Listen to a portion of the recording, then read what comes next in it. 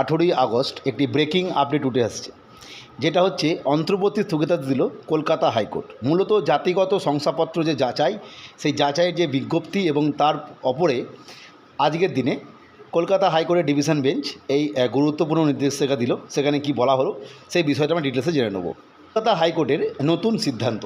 মূলত কলকাতা হাইকোর্টে আজকে অর্থাৎ 18ই আগস্ট 2026 যে ডিভিশন বেঞ্চ, সেই ডিভিশন বেঞ্চের মাননীয় ভারপ্রাপ্ত প্রধান বিচারপতি তপব্রত চক্রবর্তী মহাশয় এবং মাননীয় বিচারপতি অতনু বন্দ্যোপাধ্যায় মহাশয় ডিভিশন বেঞ্চ আজকে 14ই মের যে বিজ্ঞপ্তি, অর্থাৎ যেখানে নতুনভাবে ইস্যু হওয়া 2011 সালের পরবর্তী যে সার্টিফিকেট, যে জাতিগত শংসাপত্র ভেরিফিকেশনের কথা বলা ছিল, সেই বিজ্ঞপ্তির ওপরে কিন্তু অন্তর্বর্তী স্থগিতাদেশ জারি করলো। অর্থাৎ তোমরা সহজ বিষয়ে বুঝতে পারছো যে ভেরিফিকেশনের কথা বলা হচ্ছিল, যার বিজ্ঞপ্তি 14ই মে, সেটার ওপরে আজ স্থগিতাদেশ এলো কলকাতা হাইকোর্টের যে ডিভিশন বেঞ্চের মাননীয় বিচারপতি দ্বয়ের মাধ্যমে। মূলত এই তথ্যটাই কিন্তু আজকে উঠে এসেছে, সেই বিষয়টা আজকে আমাদের চ্যানেলের মাধ্যমে শেয়ার করা হলো।